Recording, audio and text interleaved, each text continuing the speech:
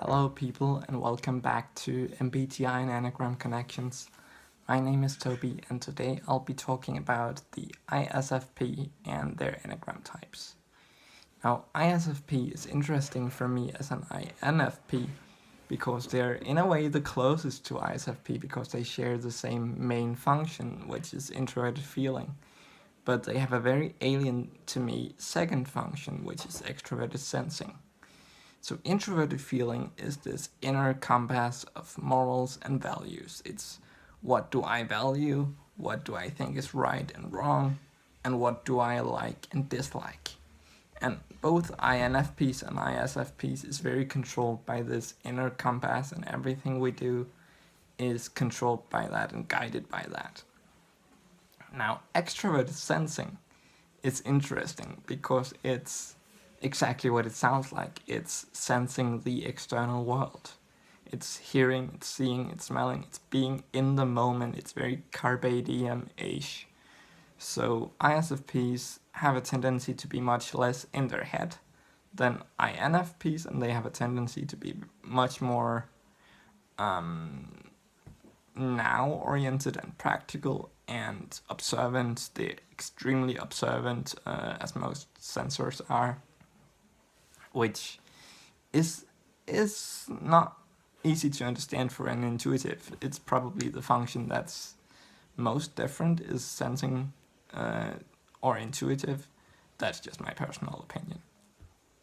Anyway, interestingly, when you look at the Enneagram, just like INFP, ISFP tend to be 9 and 4 a lot, but the wings are different, and if you are unfamiliar with the wings, I suggest you check out my introduction to the Enneagram. But anyway, where the INFP tend to be 9 wing 1 and 4 wing 5, the ISFP tend to be 9 wing 8 and 4 wing 3. So what that means, 9 wing 8 is still a 9, does still tiptoe, does still not like conflict, does still try to create peace wherever they can. But they are more extroverted and they are more assertive than the wing 1. They have a tendency to be more willing to engage in a tiny conflict to avoid a big one. And they have a tendency to be at least better at getting what they want and being attentive to what they want, especially because they generally are so attentive. But they still have very much a live and let live attitude, as most ISFPs does, by the way. So there is this conflict in the 9 wing 8, because 9 and 8 are almost polar opposite types, you could say.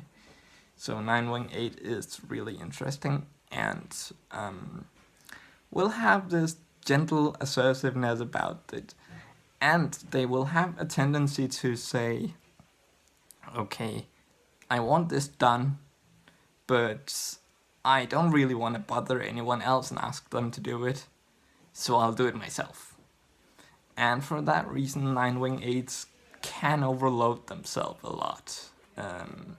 And that's no different for ISFPs, but they tend to overload themselves and insist on doing anything themselves, even for other people. Now, 4 wing 3 as opposed to 4 wing 5. 5 is the observer and 3 is the achiever. So of course 4 wing 3 is more oriented towards achieving, more oriented towards getting what they want and being what they want. They're also more extroverted, which means that their need to be special is being introspected less and pointing more outwards. That means they'll be more in your face with their uniqueness, not necessarily in a bad way, but they will dress more uniquely, and they will make sure that it's seen that they are unique. Where 4 wing 5, you would usually only see it when you talk to them that, oh, this person is a 4. You will get out in the way they talk, in the way they think, but not necessarily in the way they look or the way they enter the room, as it very much will with the 4-wing 3 immediately.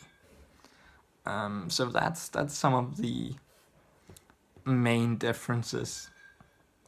But I think generally, whichever type a sensor as opposed to an intuitive have, that type will be more practical and assertive, because sensors simply are more in the moment, so to speak. But they'll also tend to be less reflexive and less maybe considered. Not saying that they necessarily rush decisions or anything, but they will tend to be less in their head in every way, and good and evil, than the intuitive. On the other hand, they tend to have a much easier time explaining what they're thinking, because as I said about intuition, we don't know what we're doing, we don't know what goes on in our heads. It just magically appears. So an intuitive may have a lot of aha moments, whereas a sensor can usually explain why they reach the conclusion that they reach. I think that's about what I have to say about the ISFP. As always, if you have an interesting point or additional information, or if you disagree with me, or if you're an ISFP and just want to add something, please leave a comment. I do love engaging with you guys. Thank you for watching, and remember, be yourself, everybody else is taken.